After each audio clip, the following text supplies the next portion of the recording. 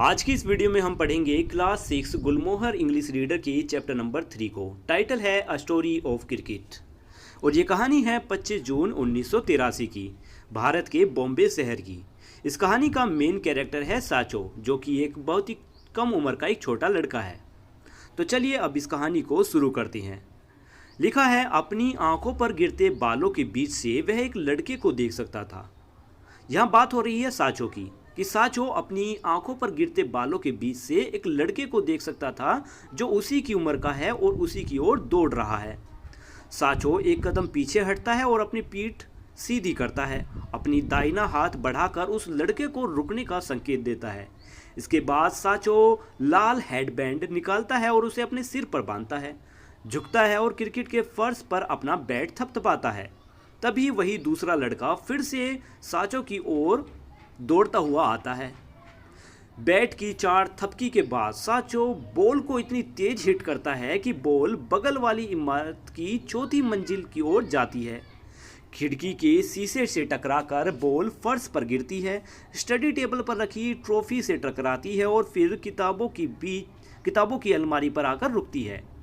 लकड़ी की फ्रेम और सबसे कोने में रखी किताब सताता कोट चालू आहे, ये किताब का नाम है, जिसे लिखा है विजय तेंदुलकर ने। इस विजय तेंदुलकर की किताब के बीच में ये बॉल आज आकर फंस जाती है। विजय तेंदुलकर उस समय के सबसे प्रसिद्ध तेंदुलकर थे, जो कि एक प्ले राइटर थे। तो इनकी किताब के बीच में आकर वो बॉल रुक जाती है। साचो और उसके दोस्त साहित्य सहवास सोसाइटी के कंपाउंड में 2 रेजिडेंटल बिल्डिंग के बीच में बनी अपनी क्रिकेट पिच को तुरंत छोड़कर एक दूर दूर फैल जाते हैं। वे सभी 7 लोग किनारे पर खड़ी एक कार के पीछे छिपकर टूटी हुई खिड़की को घबराहट के साथ देख रहे होते हैं। फ्लैट में रहने वाला व्यक्ति अपने किचन से बाहर आता है, रबड़ की बॉल को बाहर निकालता है और उसे खिड़की में बने उस छेद से बाहर फेंकता है जो अभी अभी बॉल की वजह से बना है। साचो, जिसे रेसिडेंटल सोसाइटी में जूनियर मैकेनरो के नाम से भी जाना जाता है। अब देखिए मैकेनरो कौन है। मैकेनरो 1970 से 1980 के दशक में एक फेमस टेनिस प्लेयर थे और साचो इनके बहुत बड़े फ़ैन थे। साचो इनका बहुत बड़ा फ़ैन है। तो साचो, जिसे रेसिडेंटल सोसाइटी में जूनियर मैकेनरो के नाम से भी जाना जाता है, क्योंकि साचो भी जूनियर मैकेनरो की तरह खिलाड़ियों को बहुत सम्मान करते हैं, मतलब दूसरे खिलाड़ियों का बहुत सम्मान करता है। साचो अब गेंद की पिच पर अपना अगला पैर फैलाता है। वह फिर से एक झटके में बैट को ऐसे घुमाता है कि बॉल कॉलोनी के गेट की ओर बढ़ रही होती है। मतलब कि साचो ने बॉल को तेजी से फिर से हिट किया और इस बार बॉल कॉलोनी के गेट की तरफ बढ़ रही थी। तभी आवाज आई क्रैश, मतलब किसी चीज में बॉल टकराई। साहित्य सहवास सोसाइटी का जो एंट्रेंस गेट है उस पर लगा सफ़ेद लैंप उस बॉल की वजह से टूट गया था। इस बार ये 10 साल के बच्चे कहीं छिप नहीं रहे थे, वे अपने अपने घर की ओर भाग रहे थे। यह केवल समय की बात है कि सोसाइटी का चौकीदार लक्ष्मण काका उनका पीछा करते हुए आने ही वाले थे। इस तरह साचो और उसके सभी साथियों के लिए दिन का खेल यहीं पर ख़त्म हो गया। लक्ष्मण काका मैदान के बीचों बीच एक लकड़ी के स्टूल पर बैठ गए। लेकिन यह शनिवार की दोपहर थी, स्कूल की आज छुट्टी थी और सूरज की रोशनी जाने में अभी भी 4 घंटे बाकी थे। क्रिकेट का दीवाना साचो इसे किसी भी तरह बर्बाद नहीं होने देना चाहता था। मतलब क्रिकेट के जो दीवाना है साचो, वो इस दिन को बर्बाद होने नहीं देना चाहता था। इसलिए उसके दिमाग में 4 घंटे बल्लेबाजी या गेंदबाजी 500 गेंदों की बराबर थी। साहित्य सहवास का जो सेंट्रल पार्क था, मतलब इस सोसाइटी का जो सेंट्रल पार्क था, वह 3 तरफ से पेड़ों से घिरा हुआ था, जो क्रिकेट की बॉल को घरों के अंदर घुसने नहीं देता था। फिर भी वहाँ क्रिकेट की गतिविधियाँ जारी रहती थी। दुर्भाग्य से यह साचो और उनके साथियों के लिए सीमा से बाहर था। मतलब यहाँ पे साचो और उनके साथी नहीं खेल सकते थे, क्योंकि यह बड़े लड़कों का एरिया था। यहाँ पर सिर्फ बड़े लोग ही खेलते थे। यह साचो के बड़े भाई और उसके दोस्तों के खेलने का मैदान था। 16 साल और उससे ज़्यादा उम्र के बच्चों के लिए ये मैदान नहीं था।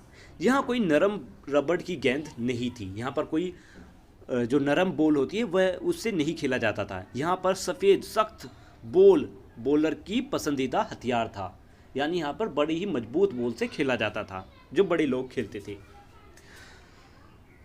साचो बड़े लड़कों की तरफ उम्मीद भरी नज़रों से देखता है। साचो को सोचता है कि क्या आज ये बड़े लड़के जो यहाँ खेल रहे हैं वह मुझे आज के दिन अपने इस खेल में इनवाइट करेंगे या नहीं। साचो हर बार साचो हर बार ऐसे ही सोचता है जब भी वह यहाँ पर आता है। अगले 15 मिनट तक साचो की नज़रें अपने बड़े भाई अजीत पर टिकी थी, जो अब उसके पास ही वहाँ पर बाउंड्री पर फील्डिंग कर रहा था। छोटे भाई ने एक शब्द भी नहीं कहा, उसे कहने की ज़रूरत भी नहीं थी, क्योंकि उसकी पपी जैसी आंखें ही अजीत को यह एहसास दिलाने के लिए काफ़ी थी कि वह क्या सोच रहा है। यहाँ पर पपी जैसी आंखें का मतलब है इनोसेंट आई, ठीक है, बड़ी ही मासूम आंखें। तो साचो ने ऐसी मासूम आंखें बना रखी थी कि उसका भाई समझ चुका था अजीत कि साचो क्या चाहता है, वो भी खेलना चाहता है। लेकिन इस पर उसका भाई अजीत कहता है, सुनो साचो, तुम अभी भी हार्ड बॉल और ऐसे तेज गेंदबाजों के साथ खेलने के लिए अभी बहुत छोटे हो। जब मुझे लगेगा कि तुम काफ़ी बड़े हो चुके हो और तुम अच्छा खेलने लगे हो, तो मैं वह पहला व्यक्ति हूँगा जो तुम्हें यहाँ पर खेलने दूंगा। साचो कहता है लेकिन उसका भाई कहता है कि इस बात को यहीं पर छोड़ दो, मैं इस पर और आगे बात नहीं करना चाहता। वैसे भी दिन का ओवर अब ख़त्म, ये दिन का आखिरी ओवर है। साचो कहता है क्यों, अभी तो सिर्फ 3 ही बजे हैं। इस पर उसका भाई अजीत जवाब देता है, वर्ल्ड कप फाइनल थोड़ी देर में शुरू होने वाला है बेवकूफ़, हम सब ऊपर जा रहे हैं और वर्ल्ड कप देखेंगे। अब ऊषा काल बिल्डिंग, देखिए नाम है, ऊषा काल बिल्डिंग की 3री मंजिल पर फ्लैट में हर उम्र के जो लोग थे वो मौजूद थे। ऊषा काल जो है बिल्डिंग का नाम है, उसकी 3री मंजिल पर फ्लैट में हर उम्र के जो लड़के थे वो मौजूद थे। लिविंग रूम में उनमें से 28 लोग एक साथ बैठे हुए थे। ब्लैक एंड वाइट टीवी पर स्क्रीन पर लंदन के लाइट्स क्रिकेट ग्राउंड के लाइव तस्वीरें दिखाई जा रही थी। मतलब ब्लैक एंड वाइट टीवी चल रहा था और वहाँ पर जो क्रिकेट ग्राउंड है वहाँ उस क्रिकेट ग्राउंड की लाइव इमेजेस आ रही थी उस पर। 31 ओवर के बाद भारत ने 4 विकेट खो दिए और जूनियर मैकेनरो की दिलचस्पी यहीं पर ख़त्म हो गई। मतलब जब 21 ओवर ख़त्म हुए और भारत ने 4 विकेट खो दिए तो जूनियर मैकेनरो कहने का मतलब है साचो से, कि साचो का भी इस गेम से जो इंटरेस्ट था वो ख़त्म हो चुका था, क्योंकि 60 ओवर का ये खेल एक 10 साल के बच्चे के लिए बहुत ही लंबा समय था और वो इससे बहुत ज़्यादा बोर हो रहा था, क्योंकि साचो जो है वो सिर्फ 10 ओवर का क्रिकेट खेलने का ही आदी था। गली में वो दूसरे दोस्तों के साथ 10 ओवर का खेल ही खेलता था। उसने कभी नहीं सोचा था कि टीवी पर उसका ये पहला क्रिकेट मैच ऐसा होगा। तभी साचो वहाँ से उठ रहा होता है तो उसका दोस्त अविनाश फुसफुसाते हुए कहता है, कहाँ जा रहे हो, लंच होने में अभी 4 ओवर बाकी हैं। पर इस पर साचो अविनाश से कहता है कि मैं घर जा रहा हूँ, मैकेनरो का मैच शुरू होने वाला है। अब देखिए साचो तो अपने फेवरेट प्लेयर, टेनिस प्लेयर जो है उनका मैच देखने के लिए उत्सुक है, तो वो अपने फेवरेट प्लेयर मैकेनरो का खेल देखने के लिए घर जा रहा है। अब यहाँ पर साहित्य सभा इस सोसाइटी में मैकेनरो के ज़्यादा फैंस नहीं हैं। इसके विपरीत ब्योर्न बोर्ग जो दूसरे प्लेयर हैं उसके ज़्यादा फ़ैन हैं, उनको यहाँ की जो लोग हैं हीरो मानती हैं। लेकिन साचो तो मैकेनरो के फ़ैन हैं। तो साचो एक ऐसे फ्लैट में रहता है जहाँ टीवी नहीं है, लेकिन वह रेडियो के सामने बैठता है और कमेंटेटर की आवाज़ें सुनता है। कमेंटेटर बोल रहा होता है कि जॉन मैकेनरो पहले सेट में ब्रैड गिलबर्ट के खिलाफ 1-10 से आगे हैं। यहाँ पर मतलब कि रेडियो में कमेंट्री हो रही होती है जिसमें ये पता चल रहा होता है कि मैकेनरो टेनिस प्लेयर में कितने रनों से आगे है, कितने स्कोर उन्होंने बना लिए हैं। इसके बाद रेडियो पर घोषणा होती है कि अंतिम स्कोर है 6-2, 6-2, 6-2। ठीक है, इस तरीके से स्कोर बना। जॉन मैकेनरो विम्बलडन के चौथे दौर में पहुंच गए थे। जूनियर मैकेनरो यानी साचो का डिनर भी अब खत्म हो चुका था। यहाँ पर दोनों चीज़ें खत्म हुई, मतलब कि मैकेनरो का जो गेम था वो भी खत्म हो गया और साचो का डिनर भी खत्म हो गया था। अब दूसरी तरफ की बात आई है जहाँ पर क्रिकेट गेम चल रहा है। वहाँ पर अजीत घोषणा कर रहा है अपने सभी दोस्तों के बीच कि तुम देख लेना 184 का ये लक्ष्य, 184 का ये जो लक्ष्य है, इस ताकतवर वेस्ट इंडीज़ बल्लेबाजों के लिए बहुत ही आसान होगा। मतलब कि जो इंडिया है उन्होंने 184 रन्स बनाए हैं, अब वेस्ट इंडीज़ की बारी चल रही है और अजीत का कहना है कि वेस्ट इंडीज़ 184 तो बड़ी ही आसानी से रन बना लेगी। अब साचो फिर से गोवारिकर की इस लिविंग रूम में आ जाता है, मतलब मैच देखने के लिए। लेकिन आधी रात के बाद ऊषा काल बिल्डिंग की तीसरी मंजिल पर, जहां पर ये गेम देख रहे थे टीवी पर, वहां पर एक अनोखा डांस मूव चलने लगा। ऐसा क्यों हुआ? क्योंकि आखिरी खिलाड़ी माइकल होल्डिंग आउट हो गया था। वेस्ट इंडीज़ की टीम 140 पर ही रन आउट हो गई। भारत के जो रन थे वो थे 183 और यहाँ पर वेस्ट इंडीज़ के जो रन थे वो भारत के रन से 43 रन्स कम थे। तो मतलब यहाँ से अब पता चलता है कि जो इंडिया है वो जीत चुकी थी। कपिल और उनकी जो डेविल यानी उनकी जो टीम है अब नई वर्ल्ड कप चैंपियन थे। क्रिकेट की सबसे बड़ी अंडरडॉग कहानी लिखी गई है। अंडरडॉग कहने का मतलब है कि जब लोग आपसे ये उम्मीद करें कि आप कमज़ोर हैं, फिर भी आप आखिरी मैच में ये दिखा दें कि हाँ कि आप कर सकते हैं, कुछ जीत सकते हैं। तो यहाँ पर एक मैच ऐसा चल रहा था इंडिया और वेस्ट इंडीज़ के बीच की इंडिया को ये समझा जा रहा था, इंडियन प्लेयर्स को, कि इंडियन प्लेयर्स कमज़ोर है, वो इस मैच को नहीं जीत पाएंगे, लेकिन आखिर में वो जीत गए। तो इसी को अंडरडॉग स्टोरी कहा गया है। पूरे शहर में त्योहार जैसा माहौल था। ढोल बज रहे थे, पटाखे फूट रहे थे और हर गली के कोने पर मिठाइयाँ बट रही थी। सड़कों पर नाचने और जश्न मनाने के बाद साचो और उसके दोस्त एक पार्क के बीचों बीच बेंच पर बैठ गए। अजीत और उसके दोस्त से फाइनल के कुछ महत्वपूर्ण पलों के बारे में सुन रहे थे।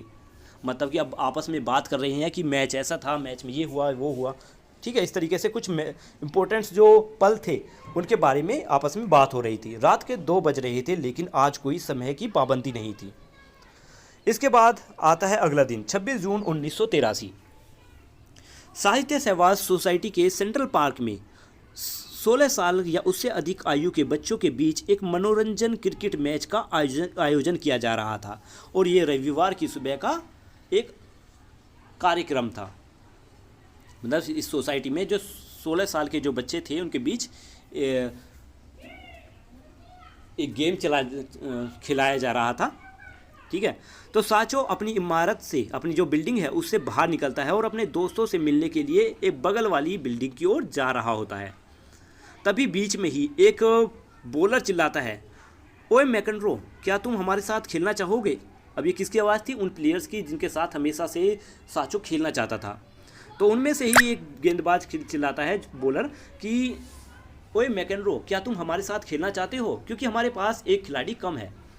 इस पर साचो मुस्कुराता है और उनके बीच जाता है और बैट साचो को पकड़ा दिया जाता है।